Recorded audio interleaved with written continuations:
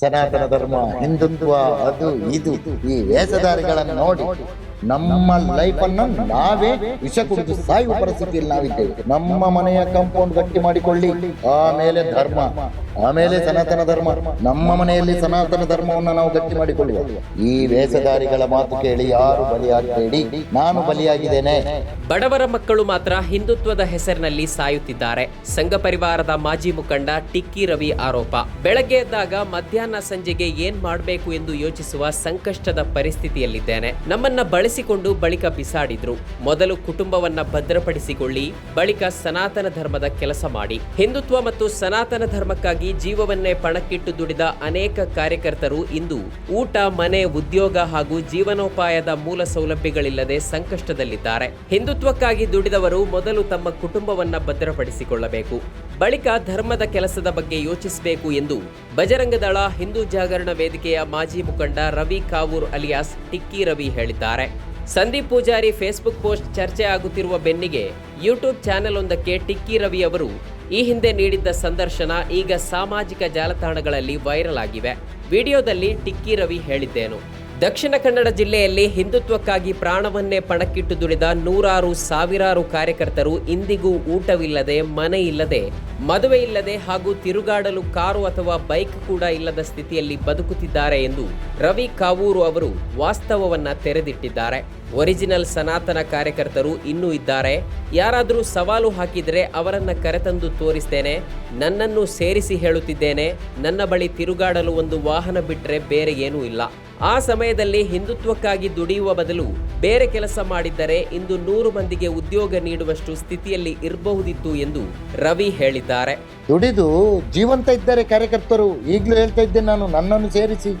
ಹಿಂದುತ್ವಕ್ಕೋಸ್ಕರ ಪ್ರಾಣವನ್ನ ಒತ್ತಿ ಇಟ್ಟು ದುಡಿದ ನೂರಾರು ಸಾವಿರಾರು ಕಾರ್ಯಕರ್ತರು ಇದೇ ದಕ್ಷಿಣ ಕನ್ನಡ ಜಿಲ್ಲೆಯಲ್ಲಿ ಇವತ್ತಿಗೂ ಊಟ ಇಲ್ಲದೆ, ಮನೆ ಇಲ್ಲದೆ, ಮದುವೆ ಇಲ್ಲದೆ, ಅವರಿಗೆ ತಿರುಗಲಿಕ್ಕೆ ಒಂದು ಕಾರು, ಬೈಕು ಏನು ವ್ಯವಸ್ಥೆ ಇಲ್ಲದೆ ಅಲೆದಾಡುವಂಥ ಹಿಂದೂ ಸಮಾಜದ ಒರಿಜಿನಲ್ ಸನಾತನ ಕಾರ್ಯಕರ್ತರು ಇವತ್ತು ಇದ್ದಾರೆ. ಯಾವನಾದರೂ ಒಬ್ಬ ಚಾಲೆಂಜ್ ಮಾಡಲಿ ಯಾರ್ಯಾರಿದ್ದಾರೆ ಅಂತ, ನಾನು ಕರ್ಕೊಂಡು ಬಂದು ತೋರಿಸ್ತೇನೆ. ನನ್ನನ್ನು ಸೇರಿಸಿ. ನನಗಿದು ಯಾವುದೂ ಇಲ್ಲ. ನನ್ನದೊಂದು ತಿರುಗಲಿಕ್ಕೆ ಒಂದು ಗಾಡಿ ಬಿಟ್ಟರೆ ನನಗೆ ಸಹ ಏನಿಲ್ಲ. ಯಾರಿಗೋಸ್ಕರ?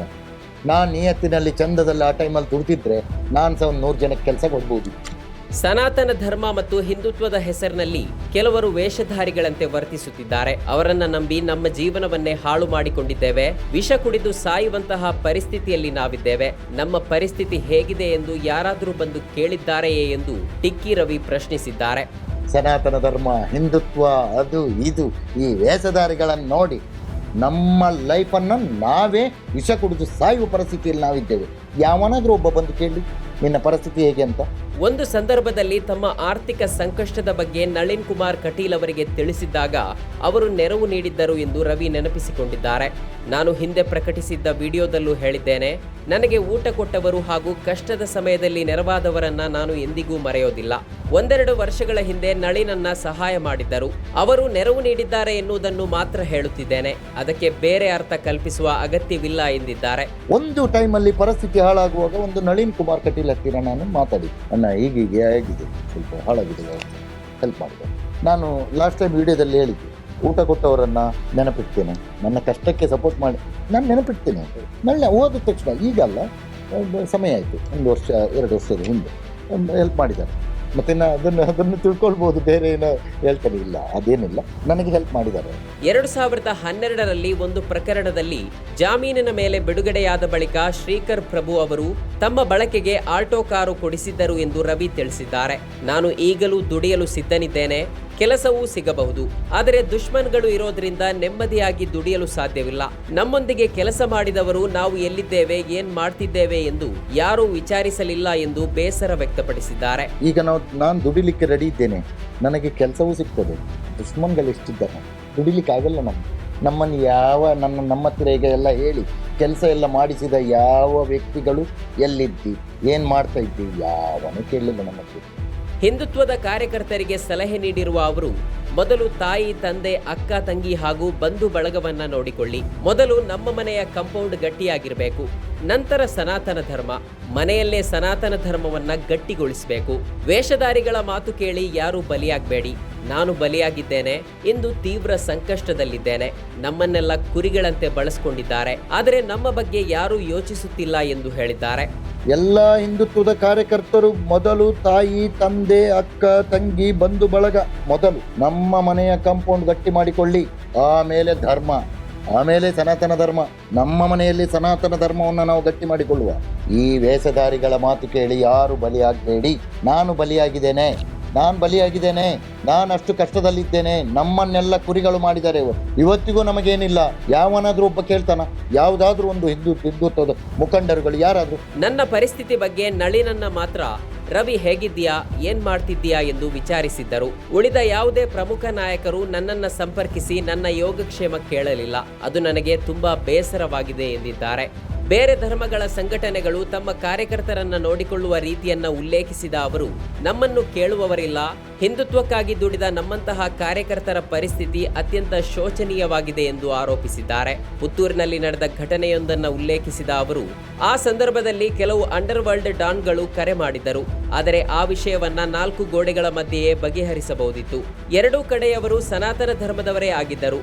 ಆ ಯುವಕನು ಸನಾತನ ಧರ್ಮದ ಮನೆತನದವನು, ಆ ಯುವತಿಯು ಸನಾತನ ಧರ್ಮದವಳೆ. ಹಾಗಿದ್ದಾಗ ಅದನ್ನ ಇಷ್ಟು ದೊಡ್ಡ ವಿವಾದವಾಗುವಂತೆ ಮಾಡಬೇಕಿರಲಿಲ್ಲ. ಈ ಬಗ್ಗೆ ಕಾರ್ಯಕರ್ತರು ನನ್ನಲ್ಲಿ ಬೇಸರ ವ್ಯಕ್ತಪಡಿಸಿದ್ದರು.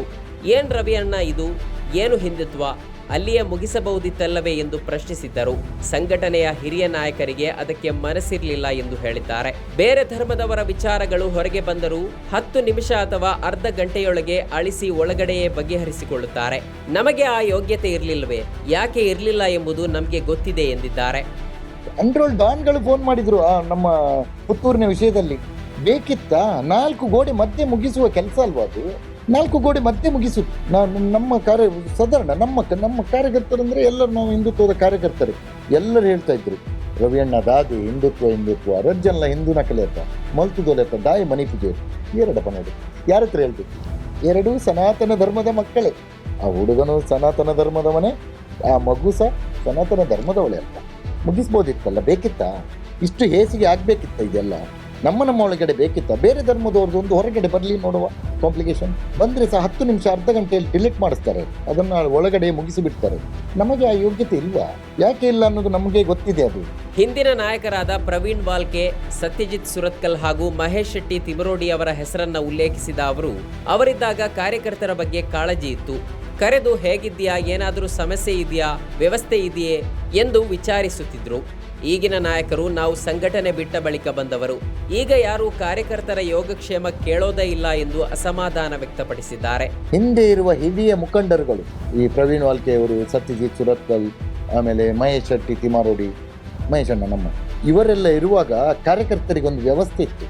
ಕರೆದು ಮಾತಾಡ್ತಾ ಇದ್ರು, ಹೇಗಿದ್ದೀರಿ, ದಾದ ಮಲ್ತೊಂದುಲ್ಲಾರು ವ್ಯವಸ್ಥೆ ಕೇಳ್ತಾ ಇದ್ರು.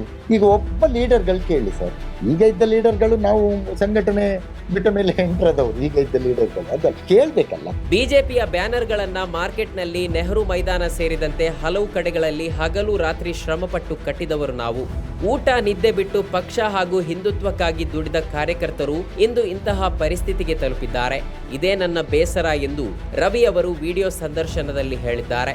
ಈ ಭಾಜಪ ಎಲ್ಲ ನಾವೆಲ್ಲ ಬಂಟಿಂಗ್ಸ್ ಕಟ್ತಾ ಇದ್ದೆವು ಮಾರ್ಕೆಟಲ್ಲಿ. ಆ ಟೈಮಲ್ಲಿ ನೆಹರು ಮೈದಾನದಲ್ಲೆಲ್ಲ ಬಂಟಿಂಗ್, ಊಟ ನಿದ್ದೆ ಇಲ್ಲದೆ ಬಂಟಿಂಗ್ಸ್ ಕಟ್ಟಿದ ಮಕ್ಕಳನ್ನ, ಅಂಥವು ಕಾರ್ಯಕರ್ತರನ್ನ ಒಬ್ಬ ಕೇಳಿ. ಹಿಂದುತ್ವಕ್ಕಾಗಿ ದುಡಿದವರು ಸಂಕಷ್ಟದಲ್ಲಿದ್ದಾರೆ. ಈ ಕುರಿತು ವಾರ್ತಾಭಾರತಿಯೊಂದಿಗೆ ಮಾತನಾಡಿದ ಟಿಕ್ಕಿ ರವಿ ಅವರು, ನಾವು ಇವರಿಂದ ಅಲ್ಲ, ಇವರು ನಮ್ಮಿಂದ. ಮುಂದಿನ ಯುವಜನತೆಗೆ ಬುದ್ಧಿ ಬರಬೇಕು, ಮುಂದಿನ ಮಕ್ಕಳು ಹಾಳಾಗಬಾರದು ಎಂದು ತಮ್ಮ ಆಕ್ರೋಶ ವ್ಯಕ್ತಪಡಿಸಿದ್ದಾರೆ. ಸಂಘಟನೆಯಲ್ಲಿ ಸಕ್ರಿಯರಾಗಿದ್ದ ಅವಧಿಯ ಅನುಭವಗಳು, ವೈಯಕ್ತಿಕ ಸಂಕಷ್ಟಗಳು ಹಾಗೂ ಸಂಘಟನೆಗಳ ಕಾರ್ಯವೈಖರಿ ಕುರಿತು ಅಸಮಾಧಾನ ಹೊರಹಾಕಿದ್ದಾರೆ. ನಾನು 2000ರಿಂದ 2007ರವರೆಗೆ ಬಜರಂಗ ದಳದಲ್ಲಿ ಸಕ್ರಿಯನಾಗಿದ್ದೆ. 2007ರಿಂದ 2016ರವರೆಗೆ ಹಿಂದೂ ಜಾಗರಣ ವೇದಿಕೆಯಲ್ಲಿ ಕಾರ್ಯನಿರ್ವಹಿಸಿದೆ. ಬಜರಂಗ ದಳದಲ್ಲಿದ್ದಾಗ ನನ್ನ ವಿರುದ್ಧ ಕೊಲೆ ಪ್ರಕರಣ ದಾಖಲಾಗಿತ್ತು. ಬಳಿಕ ಹಿಂದೂ ಜಾಗರಣ ವೇದಿಕೆಗೆ ಬಂದೆ. ಸತ್ಯಜಿತ್ ಸುರತ್ಕಲ್ ಅವರು ತಟಸ್ಥರಾದ ಬಳಿಕ ನಾನು ತಟಸ್ಥನಾದೆ ಎಂದು ಹೇಳಿದ್ದಾರೆ. ಸಂಘಟನೆಯಲ್ಲಿರುವ ಮುಂಚೆ ನಾನು ಬಸ್ ಕಂಡಕ್ಟರ್ ಆಗಿದ್ದೆ. ರಿಯಲ್ ಎಸ್ಟೇಟ್ ವ್ಯವಹಾರವು ಕೈ ಹಿಡಿದಿತ್ತು.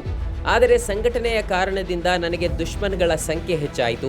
ಈಗಲೂ ದುಡಿಯುವ ಸಾಮರ್ಥ್ಯ ಇದೆ, ಆದರೆ ಶತ್ರುಗಳ ಸಂಖ್ಯೆ ಹೆಚ್ಚಿರೋದ್ರಿಂದ ಬದುಕು ದುಸ್ತರವಾಗಿದೆ. ಹೊರಗಡೆ ದುಡಿಯಲು ಸಾಧ್ಯವಿಲ್ಲ. ನನ್ನ ಪರಿಸ್ಥಿತಿ ಹೇಳಿ ಪ್ರಯೋಜನವಿಲ್ಲ. ಅದು ಕಷ್ಟವಲ್ಲ, ಸಂಕಷ್ಟ. ಬೆಳಿಗ್ಗೆ ಎದ್ದಾಗ ಮಧ್ಯಾಹ್ನ ಏನ್ ಮಾಡಬೇಕು, ಸಂಜೆ ಏನ್ ಮಾಡಬೇಕು ಎಂದು ಯೋಚಿಸುವ ಸ್ಥಿತಿಯಲ್ಲಿದ್ದೇನೆ ಎಂದಿದ್ದಾರೆ. ಸಂಘಟನೆಯ ಇಂದಿನ ನಾಯಕರ ಕುರಿತು ಪ್ರಸ್ತಾಪಿಸಿದ ಅವರು, ನಮ್ಮ ನಂತರ ಬಂದ ಕಾರ್ಯಕರ್ತರು ಇಂದು ಛತ್ರಿ ಹಿಡಿಯುವವರಾಗಿದ್ದಾರೆ. ಈಗ ನಾಮ ವೇಷ ಹಾಕಿಕೊಂಡು ದುಡಿಯುತ್ತಿರುವ, ಸಂಘಟನೆಯ ಹೆಸರಿನಲ್ಲಿ ಕೋಟಿಗಟ್ಟಲೆ ಆಸ್ತಿ ಮಾಡಿಕೊಂಡಿರುವ ಕಳ್ಳ ಮುಖಂಡರುಗಳು ನಮ್ಮ ನಂತರ ಬಂದ ಬಚ್ಚಾಗಳು. ನಾನು ಸಂಘಟನೆಯಲ್ಲಿ ದುಡಿಯುತ್ತಿದ್ದಾಗ ಇವರೆಲ್ಲ ಕಾರ್ಕಳ ಸಮೀಪ ವಿದ್ಯಾಸಂಸ್ಥೆಯಲ್ಲಿ ತಿಂಗಳಿಗೆ 3,000 ರು ಸಂಬಳಕ್ಕೆ ಅಟೆಂಡರ್ ಹುದ್ದೆಯಲ್ಲಿ ಕೆಲಸ ಮಾಡ್ತಿದ್ರು. ಈಗ ಬಿಜೆಪಿಯಲ್ಲಿ ಸಂಘಟನೆಯಲ್ಲಿ ವೇಷ ಹಾಕುವ ಮುಖಂಡರು ನಮ್ಮ ನಂತರ ಬಂದವರು. ಸುದರ್ಶನ್ ಮೂಡಬಿದ್ರೆ ಅವರು ನಮ್ಮೊಂದಿಗೆ ಬಂಟಿಂಗ್ಸ್ ಕಟ್ಟಲು ಬರ್ತಿದ್ರು ಅಂತ ಹೇಳಿದ್ದಾರೆ. ನಾನೀಗ ಜೀವಂತವಾಗಿದ್ದರೂ ಮೃತಪಟ್ಟವನ ಸ್ಥಿತಿಯಲ್ಲಿದ್ದೇನೆ. ಸಂಘಟನೆಯೇ ನಮ್ಮ ಬದುಕನ್ನ ಕಸಿದುಕೊಂಡಿದೆ ಎಂದು ಆರೋಪಿಸಿದ್ದಾರೆ. ಕಾರ್ಯಕರ್ತರಿಗೆ ಕಿವಿಮಾತು ಹೇಳಿರುವ ಅವರು, ಮೊದಲು ನಿಮ್ಮ ಮನೆ ಮಠ ನೋಡ್ಕೊಳ್ಳಿ, ನಮ್ಮ ಕಾಂಪೌಂಡ್ ಗಟ್ಟಿ ಮಾಡಿಕೊಳ್ಳಿ, ಕುಟುಂಬವನ್ನ ಭದ್ರಪಡಿಸಿಕೊಂಡ ಬಳಿಕ ಸಮಾಜದ ಕೆಲಸದ ಬಗ್ಗೆ ಯೋಚಿಸಿ ಎಂದು ಸಲಹೆ ನೀಡಿದ್ದಾರೆ. ಸೌಜನ್ಯ ಪ್ರಕರಣದ ಹೋರಾಟವನ್ನ ಉಲ್ಲೇಖಿಸಿದ ಅವರು, ಹಿಂದೂ ಕಾರ್ಯಕರ್ತರು ಸೌಜನ್ಯ ಹೋರಾಟದಲ್ಲಿ ಸಕ್ರಿಯರಾದಾಗ ಸಂಘಟನೆ ತಟಸ್ಥ ನಿಲುವು ತಾಳಿತು. ಅದು ಎಲ್ಲ ಕಾರ್ಯಕರ್ತರಿಗೂ ನೋವುಂಟು ಮಾಡಿತು. ಆ ಕಾರಣದಿಂದ ಹಲವರು ಸಂಘಟನೆಯಿಂದ ದೂರ ಸರಿದಿದ್ದಾರೆ. ಆಗ ಇವರ ಹಿಂದುತ್ವ ಏನು ಎಂಬುದು ಎಲ್ಲರಿಗೂ ಅರ್ಥವಾಯಿತು ಎಂದಿದ್ದಾರೆ. ಮಂಗಳೂರು ನಗರದ ಪೊಲೀಸ್ ಕಮಿಷನರ್ ಆಗಿ ಸುಧೀರ್ ಕುಮಾರ್ ರೆಡ್ಡಿ ಬಂದ ಬಳಿಕ ಈ ಡೊಂಬರಾಟಗಳಿಗೆ ತೆರೆ ಬಿದ್ದಿದೆ. ಅಧಿಕಾರಿಗಳು ಖಡಕ್ ಆಗಿದ್ದರೆ ಇವರ ಬೇಳೆ ಬೇಯೋದಿಲ್ವಾ? ವ್ಯವಸ್ಥೆ ಹಾಳಾಗಿದ್ದು ನಮ್ಮಿಂದಲೇ ಅಲ್ಲವೇ? ಈಗ ಸುಧೀರ್ ಕುಮಾರ್ ರೆಡ್ಡಿ ಅವರನ್ನ ವರ್ಗಾವಣೆ ಮಾಡಲು ರಾಜಕೀಯ ನಡೆಯುತ್ತಿದೆ. ಸಂಘಟನೆಗಳು ಅಕ್ಷರಸ್ಥ ಯುವಕರನ್ನ ಗುರಿಯಾಗಿಸಿಕೊಂಡು ಅವರನ್ನ ಎತ್ತಿಕಟ್ಟಿ ಕೊನೆಗೆ ಹಾಳು ಮಾಡಿದ್ದವು. ವಿದ್ಯಾವಂತ ಯುವಕರು ವಿದೇಶಗಳಿಗೆ ಹೋಗಿದ್ದಾರೆ. ಶ್ರೀಮಂತರ ಮಕ್ಕಳು ಹೊರಗಿದ್ದಾರೆ. ಬಡವರ ಮಕ್ಕಳು ಮಾತ್ರ ಹಿಂದುತ್ವದ ಹೆಸರಿನಲ್ಲಿ ಇಲ್ಲಿ ಸಾಯ್ತಿದ್ದಾರೆ. ಯುವಕರು ಇದನ್ನ ಅರ್ಥ ಮಾಡಿಕೊಳ್ಬೇಕು. ನಾಮ ಹಾಕಿಕೊಂಡು ದ್ವೇಷ ಕಟ್ಟಿಕೊಂಡು ತಿರುಗಾಡುತ್ತಿರುವ ಯುವಕರಿಗೆ ನಾವು ಕಿವಿ ಮಾತು ಹೇಳುತ್ತಿದ್ದೇವೆ ಎಂದು ಹೇಳಿದ್ದಾರೆ. ನಾನು ಈ ಮಾಹಿತಿಯನ್ನ ಹಂಚಿಕೊಂಡ ಬಳಿಕ ಅವನು ನಮ್ಮ ಸಂಘಟನೆಯ ಕಾರ್ಯಕರ್ತನಲ್ಲ ಎಂಬ ಮಾತು ಬರಬಹುದು. ಆದರೆ ಅಕ್ಷರಶಃ ನಮ್ಮನ್ನ ಬಳಸಿಕೊಂಡು ಬಳಿಕ ಬಿಸಾಡಿದ್ದಾರೆ ಎಂದು ರವಿ ಕಾವೂರು ಆರೋಪಿಸಿದ್ದಾರೆ. ನಮ್ಮ ಕಾರ್ಯಕ್ರಮಗಳನ್ನ ನೀವು ನೋಡ್ತಾ ಇದ್ರೆ ನಮ್ಮ ಚಾನೆಲ್ ಅನ್ನ ಸಬ್ಸ್ಕ್ರೈಬ್ ಮಾಡಿ, ಪಕ್ಕದ ಬೆಲ್ ಐಕಾನ್ ಒತ್ತಿ ನಮ್ಮನ್ನ ಬೆಂಬಲಿಸಿ. ಹಾಗೆ ನಮ್ಮ ಕಾರ್ಯಕ್ರಮಗಳನ್ನ ಲೈಕ್ ಮಾಡಿ, ಕಮೆಂಟ್ ಮಾಡಿ, ಅದನ್ನ ಬೇರೆಯವರಿಗೂ ವಾಟ್ಸ್ಆಪ್ ಮೂಲಕ ಶೇರ್ ಮಾಡಿ. ನೀವು ಹೀಗೆ ಮಾಡಿದಾಗ ನಮ್ಮ ಚಾನೆಲ್ ಇನ್ನಷ್ಟು ಮತ್ತಷ್ಟು ಜನರಿಗೆ ತಲುಪಲು ನೀವು ನಮ್ಮೊಂದಿಗೆ ಸಹಕರಿಸಿದ ಹಾಗಾಗುತ್ತೆ. ಇದು ನೀವು ಯಾವುದೇ ಖರ್ಚಿಲ್ಲದೆ ಕೆಲವೇ ಸೆಕೆಂಡುಗಳಲ್ಲಿ ನೀಡಬಹುದಾದ ಸಹಕಾರ. ಧನ್ಯವಾದಗಳು.